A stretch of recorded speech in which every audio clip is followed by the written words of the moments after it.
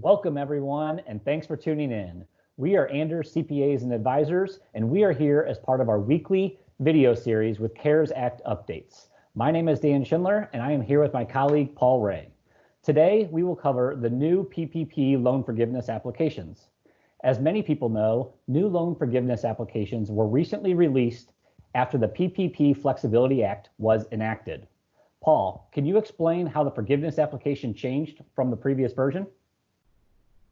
Sure, Dan. In an attempt to make the process simpler, the SBA decided that it would be better to make two applications, which sounds like it would be a great step in the right direction, sort of. The original app was a complicated document. The instructions were combined with it. It was a single document, 11 pages long.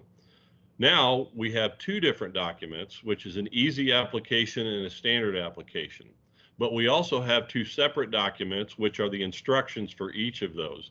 So we went from one document with 11 pages to actually four documents with 21 pages. However, believe it or not, it is a step in the right direction, as I said earlier, and especially with the Easy app, it's going to make it simpler for our clients. So you mentioned these two applications. Who's eligible to use the Easy application?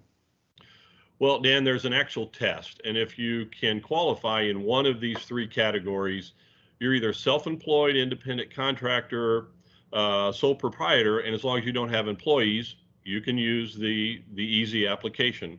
Or if you're a company that didn't reduce your salaries or hourly wages by 25% and didn't reduce your FTEs during your covered period, you can use it as well.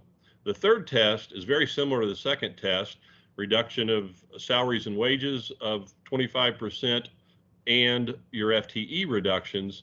But also, if you weren't able to open during that period of time because of state, federal, or local regulations that hindered the opening of your business, hindered your ability to hire or maintain workers, you can use that exemption as well. So one of those three opportunities will allow you to use the Easy application. Thanks, Paul. So then can we assume everyone else must use the standard application? Yeah, that's right, Dan. Again, in the spirit of trying to make it easier, they could only make it so easy. So once you don't qualify for that Easy application, you're going to move over to the standard application. The standard application is not significantly different from the original application. So if you started work on that, I wouldn't get rid of all of those materials. Just move that over to the current standard application and you're going to be fine. And lastly, what type of supporting documentation will borrowers need to submit with their forgiveness application? Well, Dan, that's probably the biggest question that we get now, and we are working very diligently, and we'll have out on our website very soon instructions on exactly what you need to do to provide that supporting documentation to either us to help you prepare it, or to your bank if you're preparing it and allowing them to take it from there.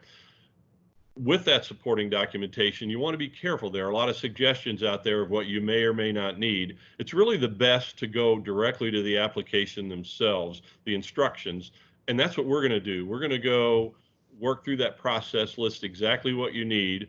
But in the meantime, we know that banks aren't accepting forgiveness applications yet. It seems like July 1st is somewhat of a magic number, but you can go out and look at that Easy application instruction document.